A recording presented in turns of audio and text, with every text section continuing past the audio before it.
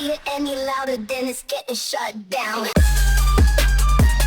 My name is Waffles, and I'm a government whistleblower turned political commentator, and this is the last 24 hours in the news. Today is September 24, 2025. It is 12:29 a.m., so we're technically doing the news for the 23rd, but it's a little past midnight. I'm having a hard time staying on schedule because of my stress levels.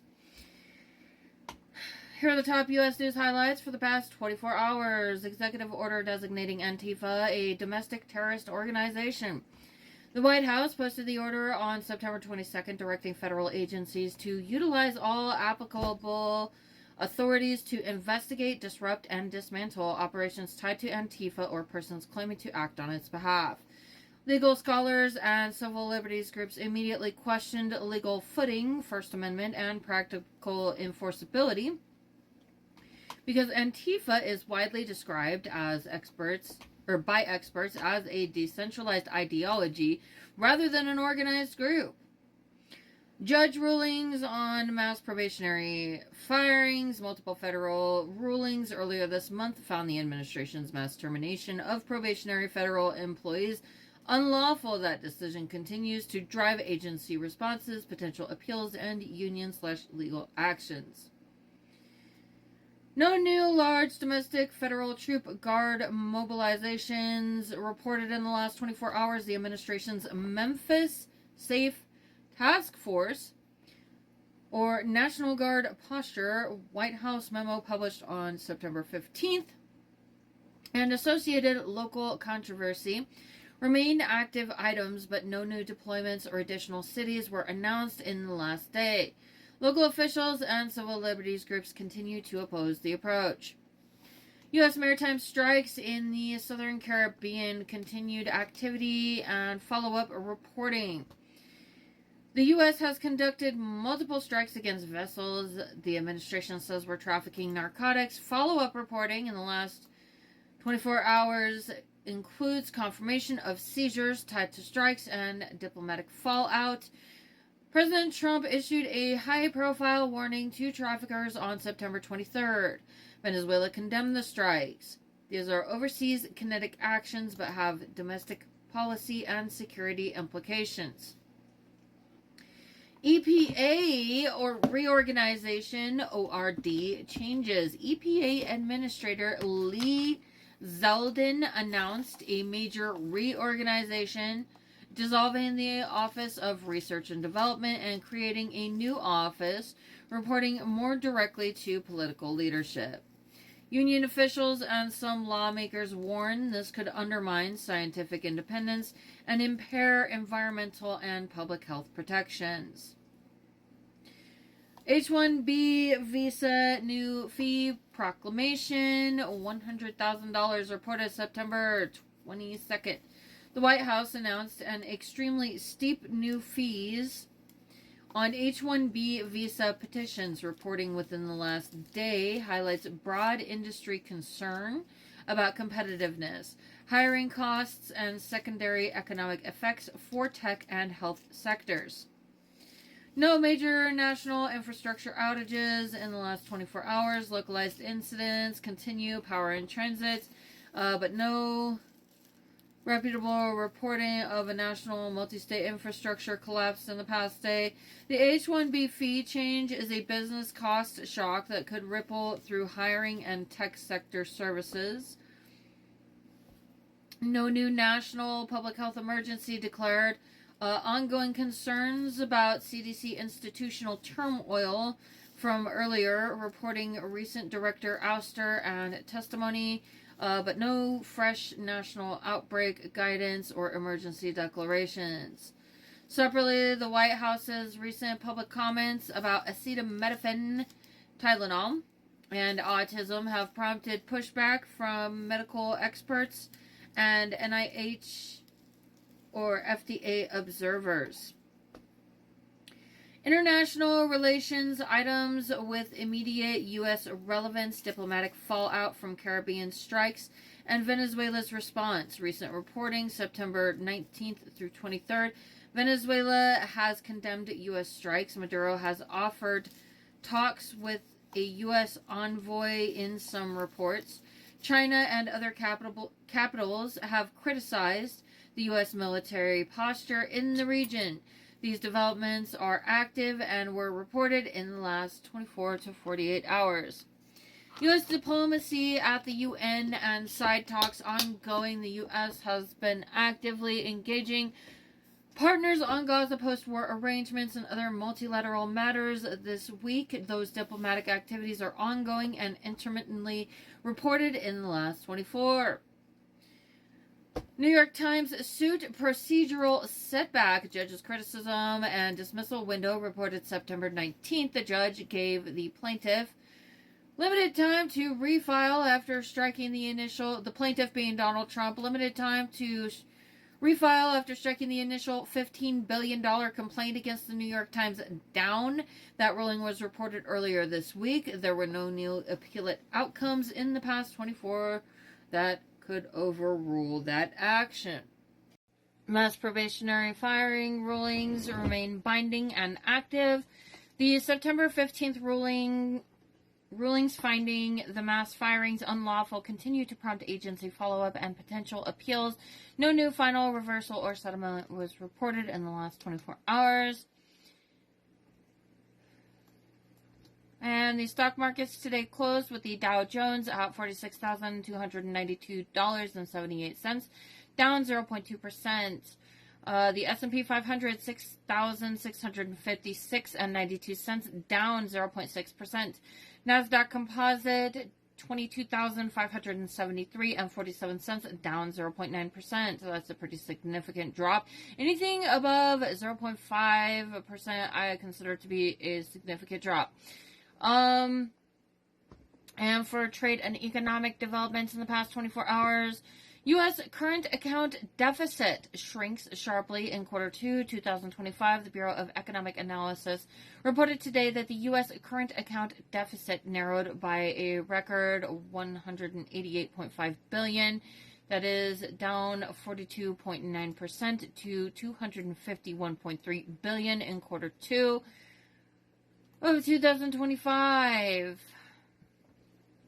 The U.S. current account deficit is the negative balance that arises when the value of what the U.S. sends abroad is less than the value of what it receives from other countries. Think of it like a country's financial report card on its international transactions.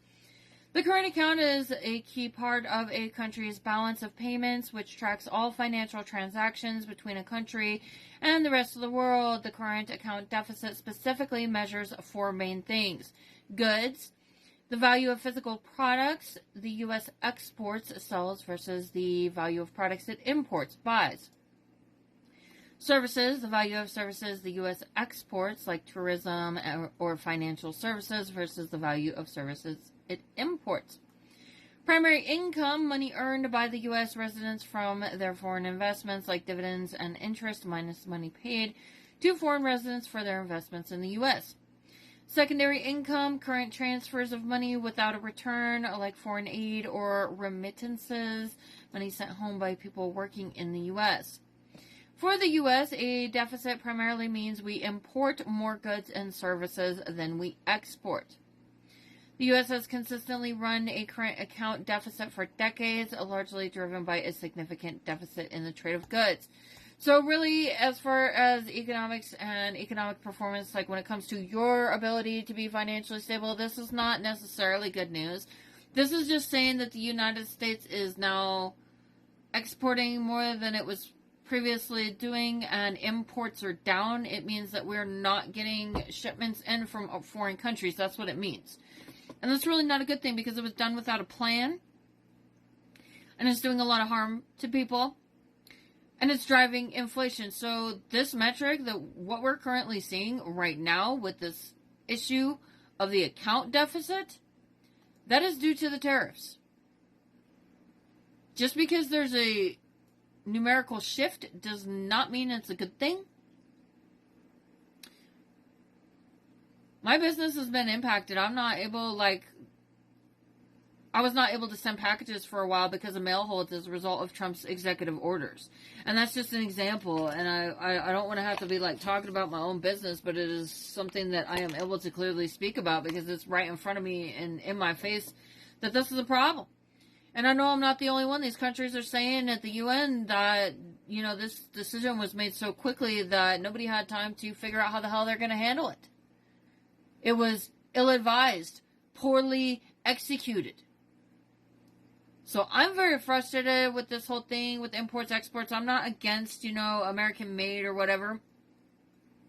But I do understand that, like, overseas, there's going to be different resources available. Like Mexico, they have more sunshine.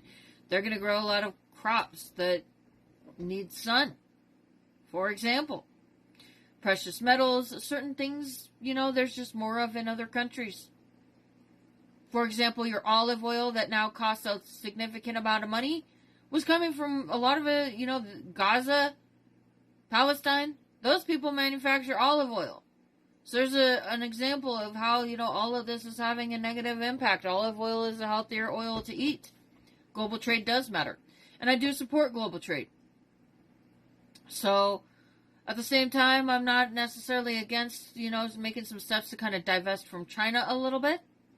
But I think that what is being done with the tariffs is extreme. We're seeing a 42.9% shift. 42, damn near, imports are down by almost half from where they were. So that's what that means. That's what that is. It means a shit ton of businesses like mine in general, just businesses that are importing anything right now are getting kind of screwed. And it's making it very difficult to run business. Business activity continues to moderate in September. The S&P Global Flash U.S. Composite PMI for September came in at 53.6, down from 54.6 in August, indicating ongoing expansion but at a slower pace. Both manufacturing and services firms reported increasing costs. Input prices. Is it the imports? Does it have anything to do with the imports and Trump putting tariffs on frickin' everything, making it so nobody can afford to do business? In part due to the tariffs. Oh, imagine that. But they were less able to fully pass those costs on to consumers, citing weak demand because nobody can afford to live right now because of the tariffs. Federal Reserve officials and inflation outlook. Atlanta Fed President Raphael Bostic said that inflationary pressures remain in play and that cost pressures from tariffs are making it harder for companies to absorb expenses. If there is something that is going to send us into a recession or a depression, it is this. It is Donald Trump's freaking tariffs. Because it's on everything, and as you can see, imports are down by almost a half. Nobody can run their businesses.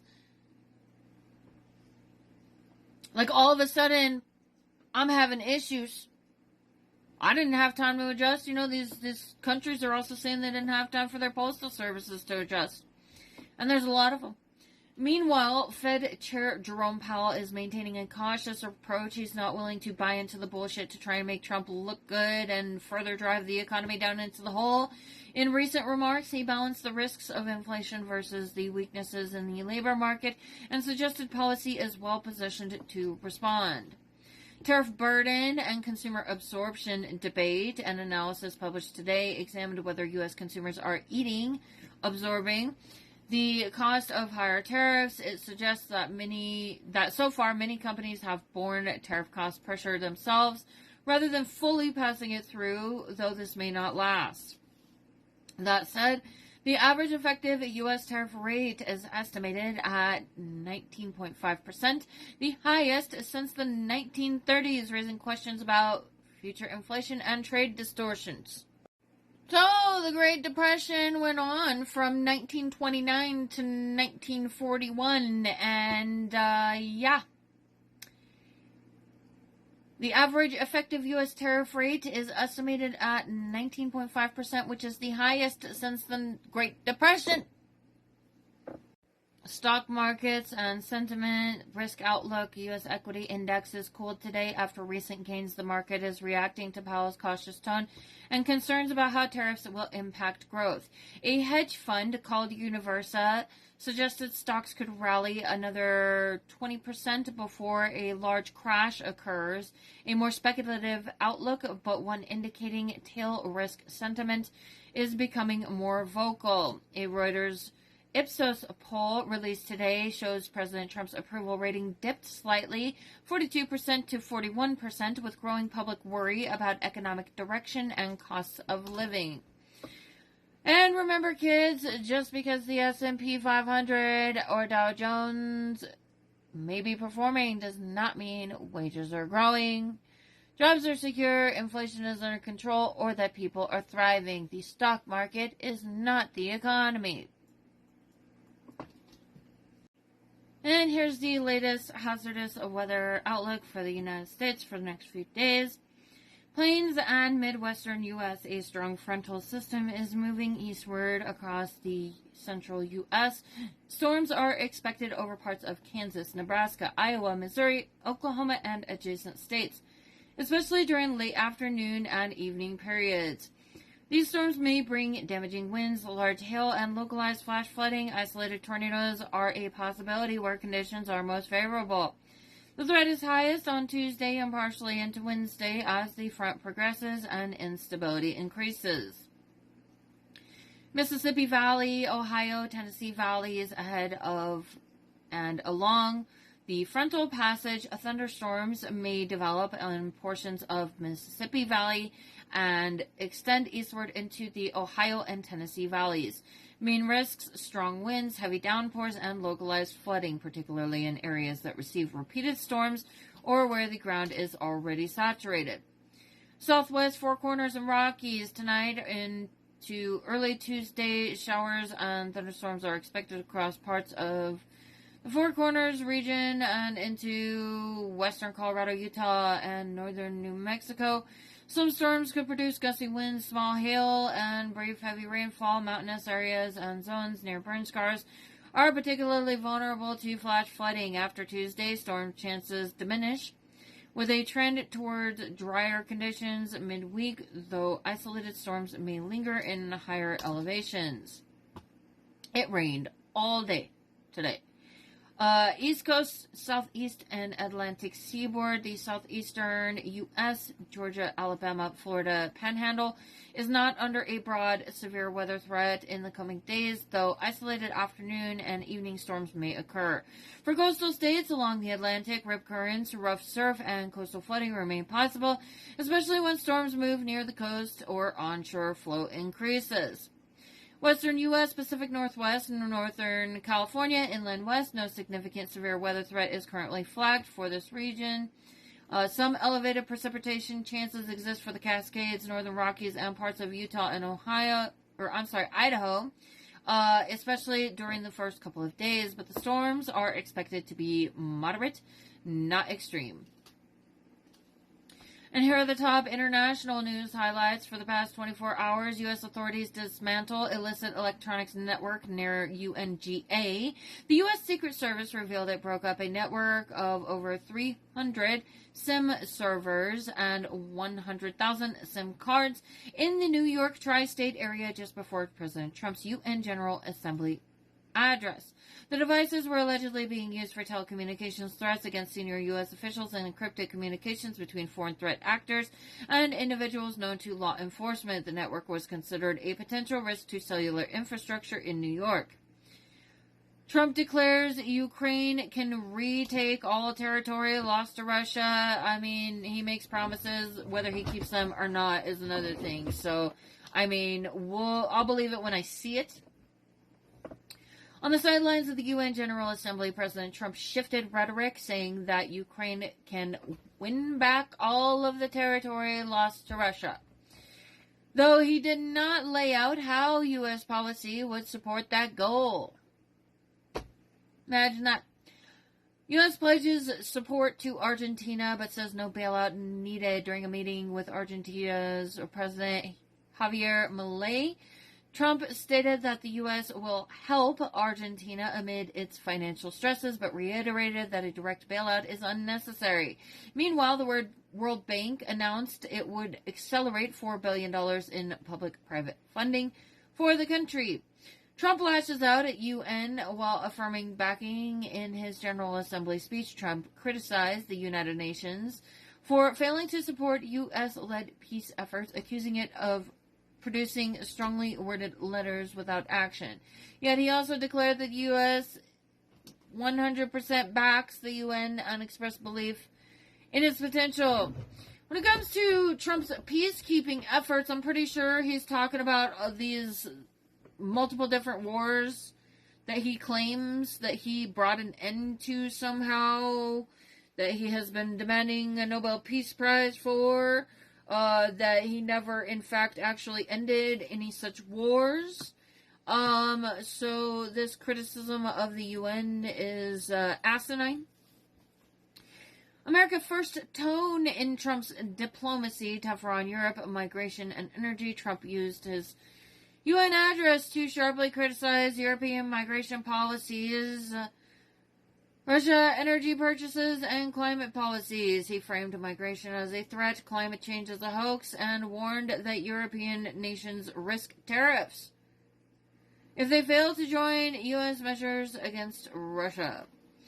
Visitor decline and visa headwinds despite global event promotions. Trump invited global fans to attend the 2026 World Cup and 2028 Olympics hosted by the U.S., but data revealed inbound travel to the U.S. fell 2.9% year over year in August. Meanwhile, non-visa waiver visitors face a $250 visa integrity fee added to visa costs, and average wait times for interviews are nearly 169 days.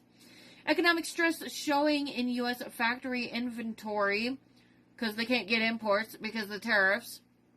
And global growth risks. U.S. factory inventories have surged to record levels due to slowing demand. Business activity in both manufacturing and services has cooled. Nobody's buying anything because of the tariffs.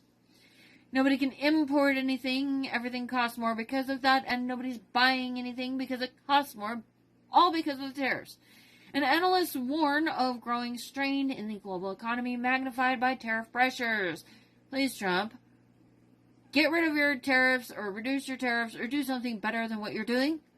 Gold prices have also reached record highs amid investor flight to safe havens. And the dollar is currently crashing. This concludes the news for today. Everybody stay safe out there.